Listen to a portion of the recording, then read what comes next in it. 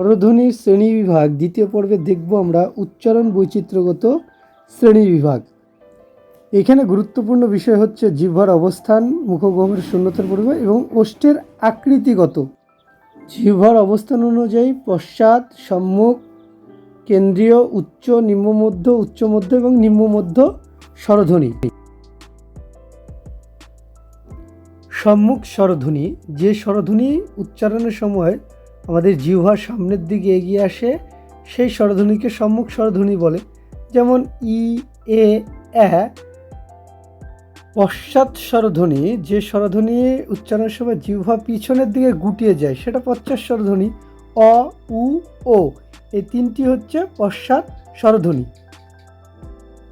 এবারে কেন্দ্রীয় স্বরধ্বনি, যে সমস্ত স্বরধ্বনি উচ্চারণে জিহ্বার সম্মুখ স্বরধ্বনি এবং পশ্চাৎ স্বরধ্বনির মাঝামাঝি জায়গায় অবস্থান করে উচ্চারিত হয় সেটা কেন্দ্রীয় স্বরধ্বনি। যেখানে যেমন আ, আ একমাত্র কেন্দ্রীয় স্বরধ্বনি। এবারে উচ্চ স্বরধ্বনি, যে স্বরধ্বনি উচ্চারণের সময় জিহ্বা স্বরধ্বনির এলাকার মধ্যে সর্বোচ্চ স্থানে অবস্থান করে তখন তাকে উচ্চ স্বরধ্বনি বলে। যেমন রস, ই, উ, এই দুটো স্বরধ্বনি হচ্ছে উচ্চ স্বরধ্বনি।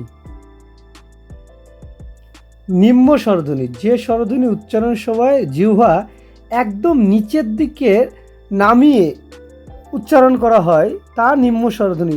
যেমন আ, মানে একেবারে দেখুন যখন আমরা আ উচ্চারণ করি তখন কিন্তু আমাদের জিভটা একেবারে নিচের স্তরে নেমে আসে, সেটাই নিম্ন স্বরধ্বনি। উচ্চ মধ্য স্বরধ্বনি, যে স্বরধ্বনি উচ্চারণের সময় জিহ্বা উচ্চ মধ্য অবস্থানে থাকে সেগুলিকে উচ্চ মধ্য স্বরধ্বনি বলে। যেমন এ, ও, এই দুটো ধ্বনি হচ্ছে উচ্চ মধ্য স্বরধ্বনির উদাহরণ। নিম্ন মধ্য স্বরধ্বনি, যে স্বরধ্বনি উচ্চারণের সময় জিহ্বা নিম্ন মধ্য অবস্থানে থাকে এবং সেখান থেকে উচ্চারিত হয় সেটা হচ্ছে নিম্ন মধ্য স্বরধ্বনি। যেমন এ, অ। মুখগহ্বরের শূন্যতার পরিমাণ অনুযায়ী স্বরধ্বনিকে চারটা ভাগে ভাগ করা যায়। একটা হচ্ছে সংবৃত স্বরধ্বনি, একটি বিবৃত স্বরধ্বনি, একটি অর্ধ সংবৃত স্বরধ্বনি এবং অর্ধ বিবৃত স্বরধ্বনি। সংবৃত স্বরধ্বনি, যে স্বরধ্বনি উচ্চারণের সময় জিভ স্বরধ্বনি এলাকার মধ্যে সর্বোচ্চ স্থানে থাকে এবং জিভ ও নিচের চোয়াল যতদূর সম্ভব মুখের ছাদের দিকে এগিয়ে থাকায় মুখের ভেতরের শূন্যতা বা শূন্যস্থান প্রায় ভরে থাকে, তাকে সংবৃত স্বরধ্বনি বলে। যেমন ই, উ। এই ই এবং উ উচ্চারণের সময় মুখের ভেতরে যে শূন্যস্থান সেটা ভরে যায়। অর্ধ সংবৃত স্বরধ্বনি, যে স্বরধ্বনি উচ্চারণের সময় মুখগহ্বরের আয়তন অপেক্ষাকৃত কম ভরে থাকবে সেটা অর্ধ সংবৃত স্বরধ্বনি। যেমন এ, ও।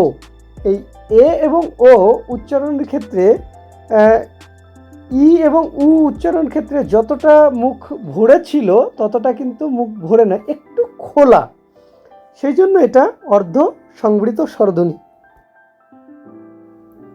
অর্ধ বিবৃত স্বরধ্বনি, যে স্বরধ্বনি উচ্চারণের সময় মুখ ও গহ্বরের আয়তন অপেক্ষাকৃত কম বিবৃত থাকে সেগুলো অর্ধ বিবৃত। ব্যাপারটা হচ্ছে আমরা যখন অর্ধ সংবৃত স্বরধ্বনিগুলো উচ্চারণ করতে যতটা মুখ খোলা ছিল তার থেকে একটু বেশি খোলা, সেটাই অর্ধ বিবৃত। বিবৃত স্বরধ্বনি, যে স্বরধ্বনি উচ্চারণের সময় মুখগহ্বরের আয়তন অপেক্ষাকৃত বেশি থাকে তাকে বিবৃত স্বরধ্বনি বলে। যেমন আ, আমরা যখন আ উচ্চারণ করব তখন একেবারে মুখ সম্পূর্ণটা কিন্তু খোলা থাকছে, আ। এবার আমরা দেখব ওষ্ঠের আকৃতি অনুযায়ী স্বরধ্বনি। তিনটা ভাগ: প্রসারিত স্বরধ্বনি, কুঞ্চিত স্বরধ্বনি এবং স্বাভাবিক বা মধ্যস্থ স্বরধ্বনি। প্রসারিত স্বরধ্বনি, ওষ্ঠকে দুদিকে প্রসারিত করে আমরা যে স্বরধ্বনিগুলি উচ্চারণ করি সেগুলিকে প্রসারিত স্বরধ্বনি বলে। এখানে ই, এ, এ এই তিনটি স্বরধ্বনি হবে প্রসারিত স্বরধ্বনির উদাহরণ। কারণ এই ই, এ এবং এ উচ্চারণের সময় কিন্তু আমাদের ঠোঁট দুদিকে প্রসারিত হয়ে যাচ্ছে, দুদিকে সরে যাচ্ছে। কুঞ্চিত স্বরধ্বনি, যে স্বরধ্বনিগুলো উচ্চারণের সময় ওষ্ঠকে অর্থাৎ ঠোঁটকে প্রসারিত না করে কুঞ্চিত আকারে উচ্চারিত হয় তাকে কুঞ্চিত স্বরধ্বনি বলে। যেমন উ, ও, অ।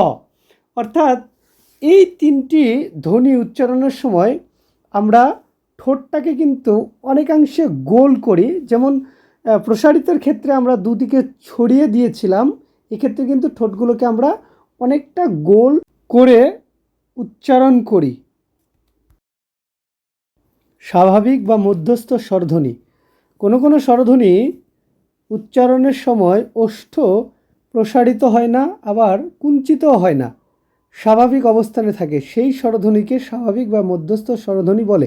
যেমন আ, এটা কুঞ্চিতও হচ্ছে না এবং প্রসারিত হচ্ছে না, অর্থাৎ ঠোঁট দুদিকে সরিয়েও যাচ্ছে না, আবার গোলও হচ্ছে না, মাঝামাঝি অবস্থানে থাকছে।